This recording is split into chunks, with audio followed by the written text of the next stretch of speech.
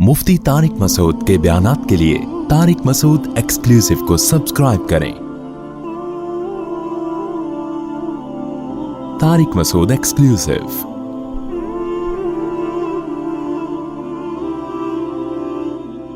कुरान कहता है वइज़ा तुतला अलैहिम आयातुना, जब इन पर हमारी आयात तिलावत की जाती हैं, क़ालू क़द समिअना, ये कहते हैं हमने सुन लिया, लौ नशाअ लक़ुलना मिस्ला हाज़ा, हम चाहें तो हम भी इस जैसा कलाम बना सकते हैं। बाज़ लोगों ने दावा किया, मगर मैंने बताया वो सिर्फ दावा बराए दावा ही था। इन हाज़ा इल्ला असातीरुल अव्वलीन, नहीं है ये कुरान मगर पुराने लोगों के किस्से। क्योंकि मूसा अलैहिस्सलाम, सालेह अलैहिस्सलाम, ये सारे वाक़यात अरब अपने बाप दादा से भी सुनते चले आते थे और यहूद व नसारा में भी थे। तो कुरान उन्हीं वाक़यात को बयान करता है, तो कहते हैं ये तो पुराने वाक़यात हैं। हालांकि वाक़या अगर सही हो तो पुराना हो या नया हो, इससे क्या फ़र्क पड़ता है। तो ये फ़ुज़ूल किस्म का इतराज़ वो किया करते थे। वइज़ क़ालू अल्लाहुम्मा, और एक और बदबख्ती कुरान इनकी बयान कर रहा है, वइज़ क़ालू, और उस वक्त को भी याद करो जब इन्होंने कहा, अल्लाहुम्मा इन काना हाज़ा हुवल हक़्क़ मिन इंदिक, ऐ अल्लाह अगर ये कलाम बरहक है तेरी तरफ से है। ये मक्का में किसी बदबख्त ने कहा जाता है, अबू जहल ने, और बाज़ हज़रात कहते हैं नहीं कोई और था, उसने ये दुआ मांगी कि ऐ अल्लाह अगर ये कलाम तेरी तरफ से है, फ़अम्तिर अलैना हिजारतम मिनस समा, तो आसमान से हम पे पत्थर बरसा दे, अवी इतीना बिअज़ाबिन अलीम, या कोई दर्दनाक अजाब ले आ। तो ये भी कैसी बदबख्ती की बात है कि यूं दुआ मांगो कि अल्लाह अगर ये कलाम बरहक है, वाकई तेरा कलाम है, मोहम्मद सल्लल्लाहु अलैहि वसल्लम सच्चे नबी हैं, तो तू हमें हिदायत की तौफीक दे दे। लेकिन डायरेक्ट बद्दुआ कर रहे हैं। असल में ये ज़िद से उनका मकसद ये होता था कि उनका ख्याल था अजाब नहीं आएगा और हम देखो नबी को जाके बताएंगे देखो अजाब तो आया नहीं, तो इसका मतलब आप बरहक नहीं है।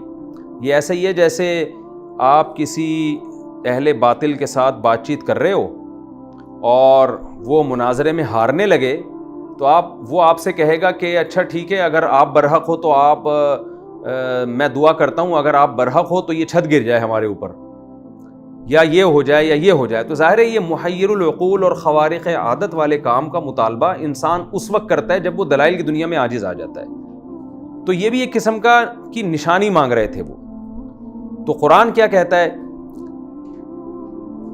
इज़ क़ालू अल्लाहुम्मा इन कान हाज़ा हुवल हक़्क़ मिन इंदिका फ़अम्तिर अलैना हिजारतम मिनस समा वअतिना बिअज़ाबिन अलीम।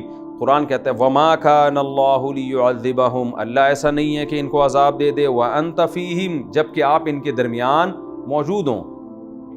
तो आपकी मौजूदगी की सूरत में अल्लाह अजाब नहीं देगा, आपको अल्लाह ने तबलीग के लिए भेजा है, इन पर अजाब नाजिल करने के लिए नहीं भेजा। इनकी बदबख्ती की सज़ा इनको फ़ौरन इस अंदाज में नहीं मिलेगी,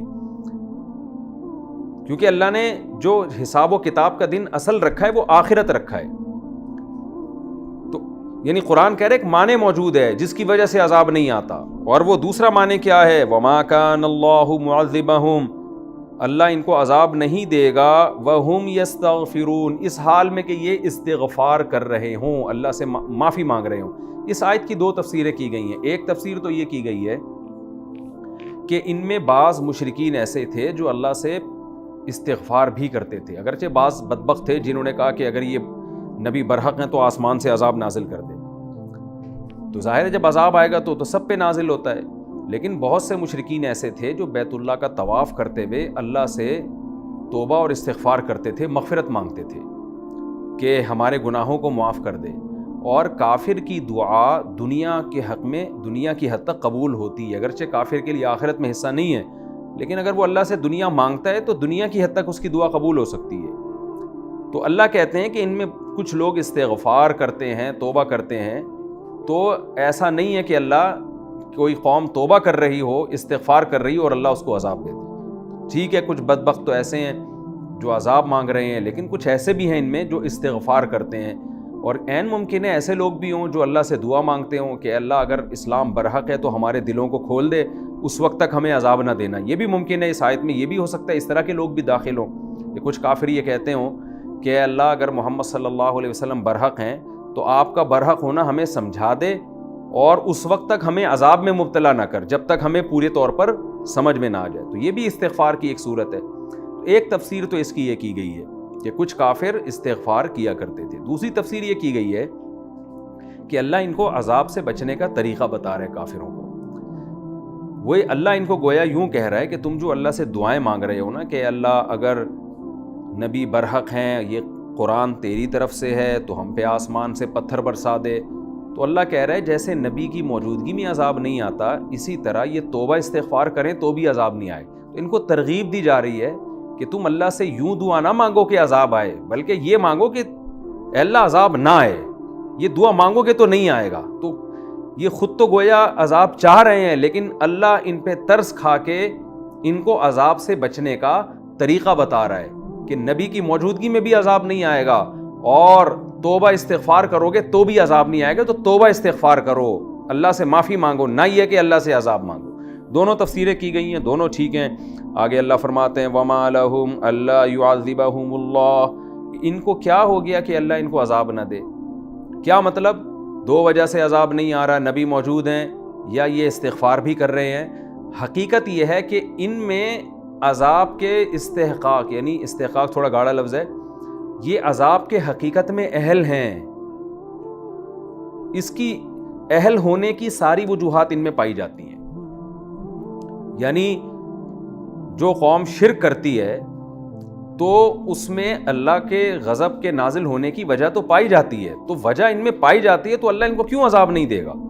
تو علماء نے بیان کیا ہے کہ یا پہلے والے عذاب سے مراد ہے کہ ایسا عذاب جو ان کا خاتمہ کر دے، وہ تو نازل نہیں ہوگا، اس میں حکمت ہے اللہ تعالیٰ کی، لیکن ایسا عذاب جو ان کو ان کی تنبیہ کا ذریعہ بنے یا دنیا میں سزا کا ذریعہ بنے، وہ والا عذاب ان پر آتا رہے گا، جیسے بدر میں آیا اور اس کے بعد جنگوں میں آیا، وہ سسٹم چلتا رہے گا، وہ عذاب آتے رہیں گے۔ اس لیے قرآن کہتے ہیں وَمَا لَهُمْ أَلَّا يُعَذِّبَهُمُ اللَّهُ، ان کو کیا ہو گیا کہ اللہ ان کو عذاب نہیں دے، وَهُمْ يَصُدُّونَ عَنِ الْمَسْجِدِ الْحَرَامِ، جبکہ یہ لوگ تو مسجد حرام سے روکتے ہیں۔ تو یہ مسجد حرام میں مسلمانوں کو مکہ میں نماز نہیں پڑھنے دیتے تھے، پھر صلح حدیبیہ میں انہوں نے مسجد حرام میں آنے سے روکا، تو ان میں تو عذاب کی ساری وجوہات پائی جاتی ہیں، اور مسجد حرام سے روکنا مشرکین کی نظر میں بھی گناہ تھا، اس لیے قرآن نے اس گناہ کا تذکرہ کیا۔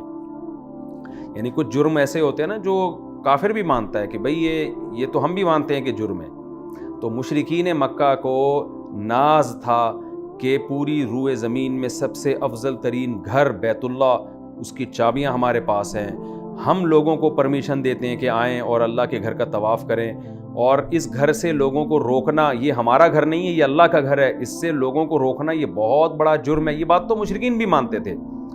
تو قرآن کہہ رہا ہے کہ ان کے نظریے کے مطابق بھی یہ لوگ عذاب کے مستحق ہیں، عذاب کے مستحق ہیں۔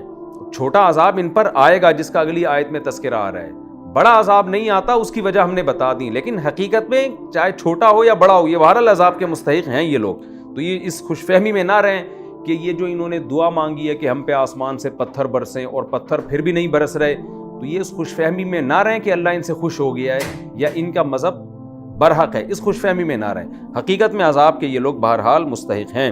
تو قرآن کہتا ہے وَمَا لَهُمْ أَلَّا يُعَذِّبَهُمُ اللَّهُ، ان کو کیا ہو گیا کہ اللہ ان کو عذاب نہ دے، وَهُمْ يَصُدُّونَ عَنِ الْمَسْجِدِ الْحَرَامِ، جبکہ یہ لوگ مسجد حرام سے روکتے ہیں، وَمَا كَانُوا أَوْلِيَاءَهُ، اور یہ حقیقت میں مسجد حرام کے دوست یعنی متولی نہیں ہیں،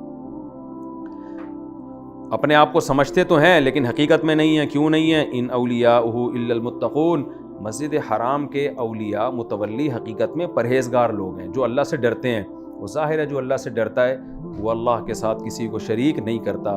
تو اللہ بتاتے ہیں اصل متولی تو محمد صلی اللہ علیہ وسلم اور صحابہ ہیں، تم جو اس پہ فخر کرتے ہو کہ ہم مسجد حرام کے متولی ہیں، فخر بھی غلط ہے۔ وَلَٰكِنَّ أَكْثَرَهُمْ لَا يَعْلَمُونَ، لیکن ان میں اکثر لوگ نہیں جانتے۔ اب اللہ کہتے ہیں یہ مسجد حرام کے اپنے آپ کو بڑا سمجھتے ہیں اور لوگوں کو آنے سے روکتے ہیں، لیکن ان کی حرکتیں مسجد حرام میں ہیں کیا، وہ بیان کی جاتی ہیں۔ وَمَا كَانَ صَلَاتُهُمْ عِندَ الْبَيْتِ، نہیں ہے ان کی نماز بیت اللہ کے قریب مگر کیا، إِلَّا مُكَاءً وَتَصْدِيًا، سیٹیاں بجانا اور تالیاں بجانا۔ کیا مطلب؟ وہاں بیٹھ کے بھی شرارتیں کرتے ہیں، مسجد حرام کا تقدس نہیں ہے۔ یہ مطلب نہیں ہے کہ وہ سیٹیوں اور تالیوں کو نماز سمجھتے ہیں، بلکہ یہ ایسے ہی ہے جیسے کوئی آدمی مسجد میں کچھ شرارتی لڑکے آتے ہوں اور آ کے بیٹھ کے گپے مارتے ہوں، تو پھر ایک دن امام صاحب نے دروازہ بند کر دیا، ان کو آنے نہیں دیا جا رہا، تو وہ کہتے ہیں آپ نماز سے لوگوں کو روک رہے ہو۔ تو امام صاحب ایسے موقع پہ کیا طعنہ دیتے ہیں کہ بھئی تم مسجد میں آتے ہو, تمہاری نماز جو ہے نا وہ گپ شپ ہے, گپیں ہیں تمہاری نماز. تو مطلب یہ کہ جو نماز جو پڑھنی ہوتی ہے وہ تو پڑھتے نہیں, گپیں مار کے چلے جاتے ہو. تو ایسے موقع پہ امام یا انتظامیہ کیا کہتی ہے, بھئی تمہاری تو نماز مسجد میں ہمیں پتہ ہے کیا ہے, تمہاری نماز ہے ادھر ادھر کی گپ شپ. تو وہاں بھی مسجد حرام میں یہ لوگ سیٹیاں بجانا, تالیاں بجانا یہ کام کیا کرتے تھے, جو مسجد حرام کا تقدس اس کا خیال نہیں تھا. اس لیے قرآن نے کہا کہ یہ لوگ متولی ہیں نہیں, یہ اس کے لائق نہیں ہے کہ ان کو مسجد حرام کا نظام ان کے ہاتھ میں دیا جائے. کیوں؟ ان کی نماز بیت اللہ کے قریب نہیں ہے سوائے سیٹیوں کے اور تالیوں کے. فذوقوا العذاب, پس عذاب کا مزہ چکھو, بما کنتم تکفرون, اس کفر کی وجہ سے جو تم کرتے ہو. وہ عذاب کیا ہے جو وقتاً فوقتاً آتا رہے گا, ایک تو بدر میں آگے اور اس کے علاوہ بھی آتا رہے گا. ان الذین کفروا ينفقون اموالهم ليصدوا عن سبیل اللہ, اللہ اہل ایمان سے خطاب کر رہے ہیں کہ دیکھو کافر اپنا کام کرتا رہے گا تمہیں اللہ کے راستے سے روکنے کے لیے. کیونکہ میں نے بتایا سورہ انفال کا پوری صورت جہاد سے متعلق ہے, آگے سورہ توبہ بھی. اور جہاد میں سب سے زیادہ ضرورت مال خرچ کرنے کی ہوتی ہے. آپ کو پتہ ہے جتنے بھی دنیا میں کنٹریز ہیں ان کا اپنے دفاع پہ بجٹ کا بہت بڑا حصہ خرچ ہوتا ہے, کیونکہ اپنی قوم کا دفاع کرنا, اس کے لیے فوج, اس کے لیے اسلحہ, اس کے لیے ٹریننگ, بہت زیادہ یعنی ایک بہت بڑا حصہ خرچ ہوتا ہے. تو جب تک عوام اس میں تعاون نہ کرے, اہل اسلام تعاون نہ کریں, یہ ہو نہیں سکتا. تو اللہ تعالیٰ اہل ایمان کو کہہ رہے ہیں کہ تم جو اللہ کے راہ میں لڑتے ہو نا, تو اللہ تعالیٰ تم سے پیسہ بھی مانگتے ہیں, زخمیوں کا علاج بھی کرنا ہے, بیواؤں کا خیال بھی کرنا ہے, پھر جو یتیم ہوں گے مجاہدین ان کی اولادوں کا خیال بھی, ان تمام چیزوں کے لیے پیسہ چاہیے. تو اللہ کہتے ہیں اگر تم پیسہ خرچ نہیں کرتے تو خوب سمجھ لو کافر بہرحال اسلام کو ختم کرنے کے لیے پیسہ خرچ کرتا ہے. تو کافروں کو بھی دھمکی دی جا رہی ہے کہ جو پیسہ تم اسلام کے خلاف خرچ کر رہے ہو, حق کے خلاف خرچ کر رہے ہو, قیامت کے دن یہ تمہارے لیے حسرت اور افسوس کا سبب بنے گا, اور اس پیسے سے تم غالب آنے والے نہیں ہو, پھر بھی تم مغلوب ہو جاؤ گے, غالب اہل ایمان ہی آئیں گے. قرآن کہتا ہے ان الذین کفروا, بے شک وہ لوگ جو کافر ہیں, ينفقون اموالہم, اپنے مالوں کو خرچ کرتے ہیں, لیصدوا عن سبیل اللہ, تاکہ لوگوں کو اللہ کے راستے سے روکیں. فسینفقونہا, ان قریب ہی خرچ کریں گے.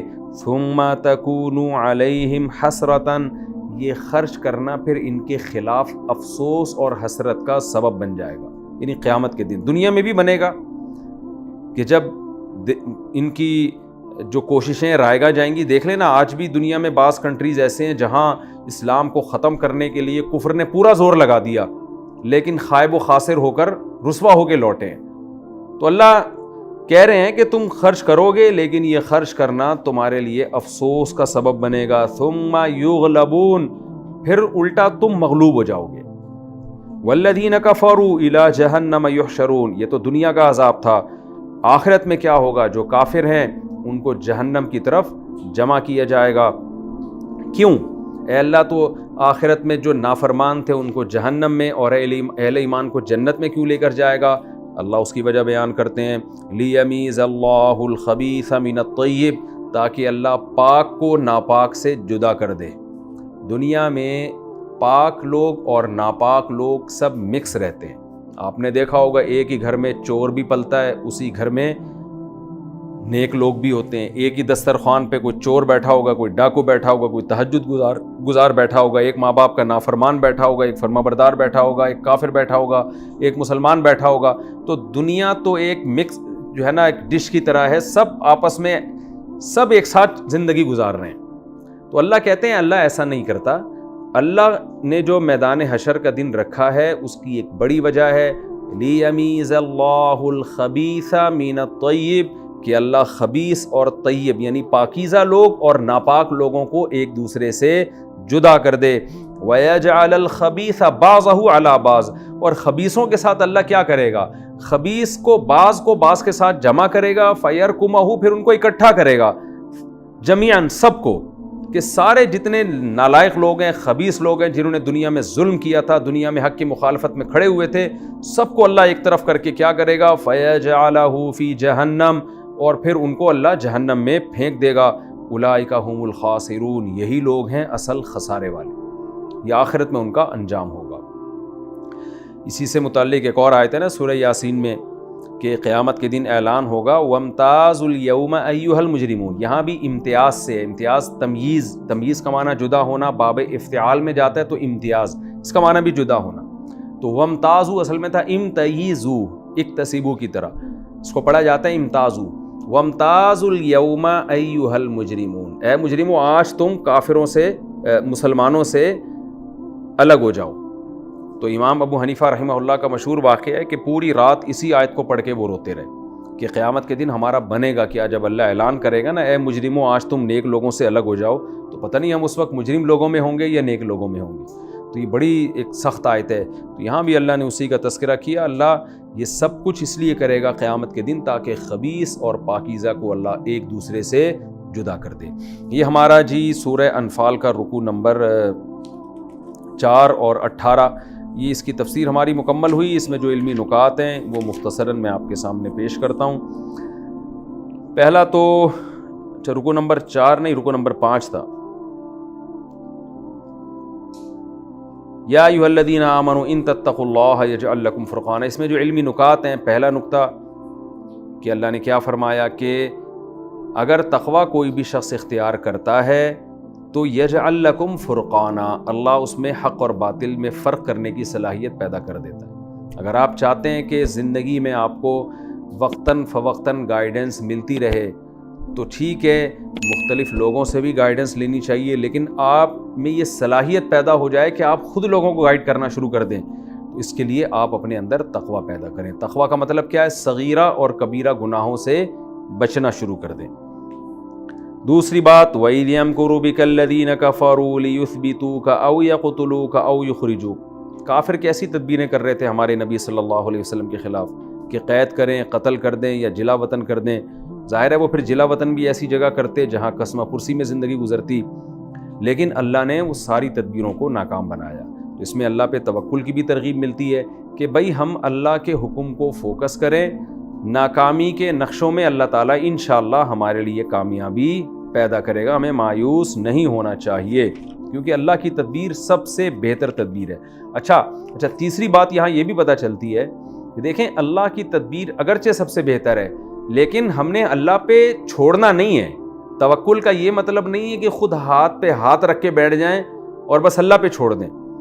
جو ہماری سمجھ میں آتا ہے وہ بہرحال ہم نے کرنا ہے، پھر اللہ ناکامی کے نقشوں میں کامیابی پیدا کرے گا. خوب سمجھ لیں، کیونکہ نبی صلی اللہ علیہ وسلم نے جو آپ اپنی کامیابی کے لیے اس وقت اسباب اختیار کر سکتے تھے وہ نبی نے کیے ہیں، اور پھر اللہ کی مدد بھی آتی رہی ہے. ہمارے ہاں گڑبڑ یہ ہوتی ہے کہ ہم اللہ پہ توکل میں کیا کرتے ہیں کہ ہم اسباب چھوڑ دیتے ہیں. ہم کہتے ہیں بھئی اللہ کرے گا بس. یہ بہت غلط کانسیپٹ ہے، بہت غلط نظریہ ہے. چوتھی بات کیا پتہ چلتی ہے کہ فضول اعتراض کرنے والے ہر دور میں موجود رہیں گے. نبی کے دور میں بھی اس کو کہتے ہیں نا خام خواہ کی ایک اعتراض چھوڑ کے چلے جانا. تو نبی نے بار بار دعویٰ کیا تھا جیسا کلام بنا کے لاؤ. تو اس زمانے میں بعض کافروں نے کیا دعویٰ کیا؟ ہم بھی لا سکتے ہیں، بس ایسے ہی بیٹھے بیٹھے ہم بھی اس جیسا کلام پیش کر سکتے ہیں. تو بھئی پیش کرو نا، لیکن کیا نہیں انہوں نے. تو یہ ضد اور ہٹ دھرمی کی انتہا ہے. آج بھی آپ کو معاشرے میں باطل کے حق کے خلاف ایسے لوگ ملیں گے جن کا مقصد اپنا اور آپ کا ٹائم ویسٹ کرنا ہے. وہ فالتو قسم کے دعوے اور نعرے اور فالتو باتیں کرتے رہیں گے. کوئی لاجک نہیں ہوگی، کوئی اس کا سر پیر نہیں ہوگا، بس ایسے ہی ایک شرری چھوڑ دینا جسے کہتے ہیں نا. تو آج بھی ایسے لوگ موجود ہیں.